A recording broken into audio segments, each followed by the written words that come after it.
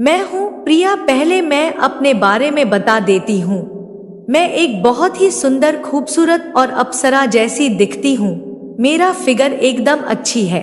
यह कहानी तब की है जब मैं 19 साल की होने को थी। मैं एकदम खिली हुई कली थी। मेरी बहन मुझसे 2 साल बड़ी है। दीदी का नाम सुषमा है। उनकी शादी एक ऐसे व्यक्ति से हुई थी जो 30 साल के हैं। मेरे जीजा जी का नाम रवि है। शादी के बाद दीदी की शादीशुदा जिंदगी मेरे जीजा जी के साथ अच्छी चल रही थी, ऐसा सबको लगता था। पर एक दिन दीदी अपने मायके कुछ दिन रहने के लिए आईं। तब दीदी ने वापस ससुराल जाने से मना कर दिया। वे घर में ही रुक गईं। दीदी ने मेरे बहुत पूछने पर भी मुझे कुछ नहीं बताया था। हालांकि उन्होंने मम्मी को सारी बात बताई होगी, मगर मुझे कुछ नहीं मालूम चल सका था। कुछ दिन बाद मेरे जीजा जी कभी कभी दीदी से मिलने आने लगे थे। एक दिन जीजू घर आए और शॉपिंग के बहाने से मुझे मॉल ले गए। मुझे तो समझ नहीं आया कि वे मुझे शॉपिंग पर क्यों ले जा रहे हैं। उस दिन मैंने एक काले रंग की शॉर्ट ड्रेस पहनी थी। मैं बेहद आकर्षक लग रही थी। उधर सभी लोगों की नजरें मेरे ऊपर ही टिकी हुई थी। मॉल में जीजा ने पहले तो मुझे कुछ ड्रेसेस दिलाई। मुझे सच में कुछ भी समझ में नहीं आ रहा था कि वे करना क्या चाह रहे हैं। उसके बाद वे मुझे अपनी कार में बिठाकर एक सुनसान जगह पर ले गए और वहां कार रोककर उन्होंने मेरा हाथ अपने हाथ में लिया। वे मुझसे कहने लगे, मुझे तुम बहुत पसंद हो। यह कहकर जीजा जी मेरी तरफ बहुत ही नशीली निगाहों से देखने लगे।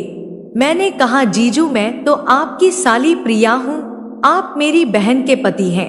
वे कहने लगे, तुम्हारी बहन बहुत मोटी और काली है, तुम तो जैसे कोई अप्सरा लगती हो। मैंने कहा, ये सब आपको पहले सोचना था।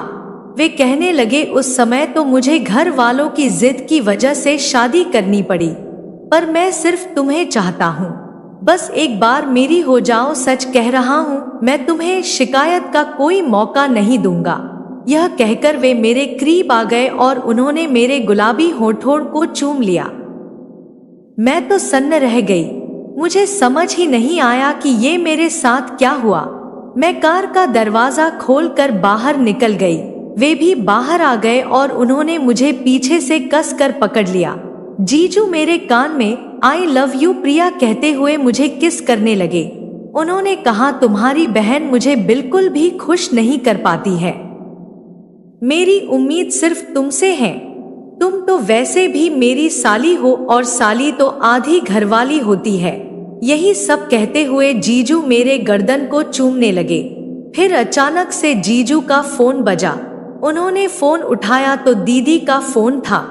दीदी ने हम दोनों को जल्दी घर वापस आने को कहा।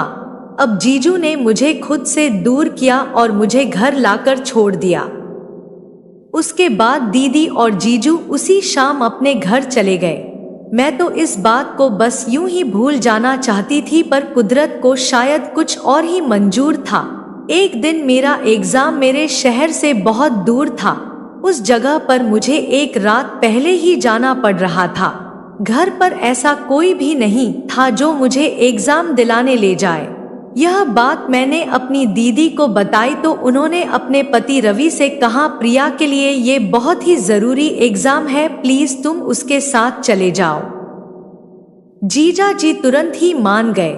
हम दोनों ने लगभग 6 बजे की ट्रेन पकड़ी और एक रिजर्वेशन वाले डिब्बे में आ गए। ट्रेन के लगभग सारे डिब्बे खाली थे। हम दोनों एक सीट पर बैठ गए। हमारी सीट के आसपास कोई भी नहीं था।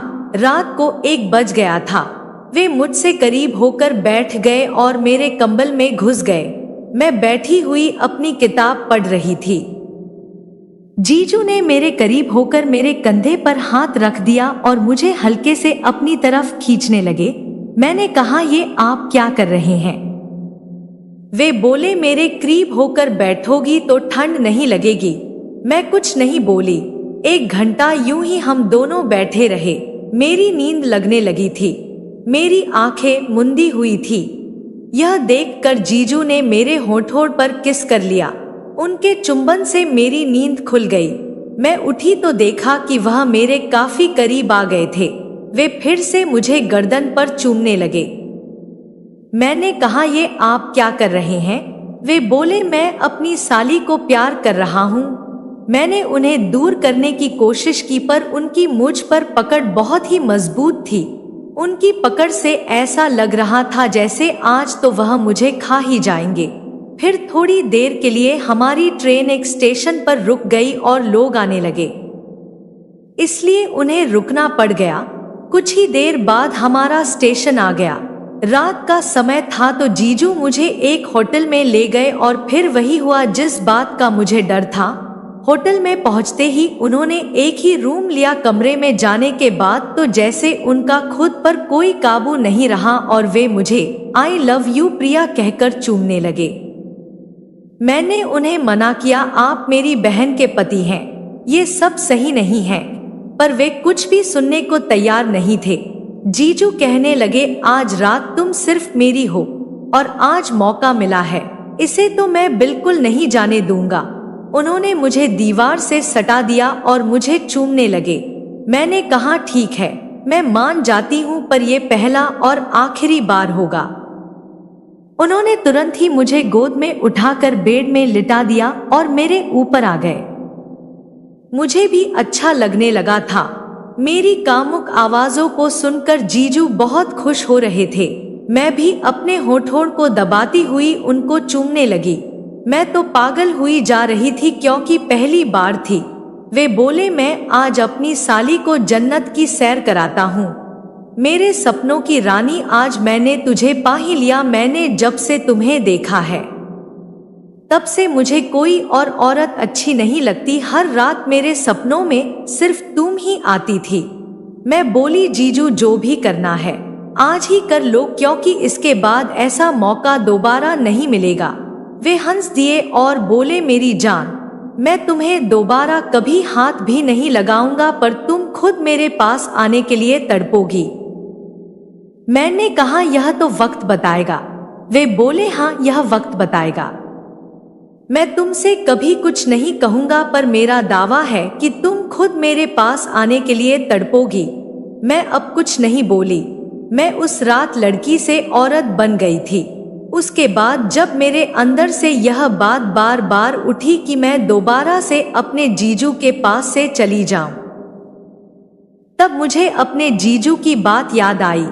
मैंने अपने मन को पक्का किया और अपनी दीदी की खुशहाल जिंदगी की सोच कर रह गई।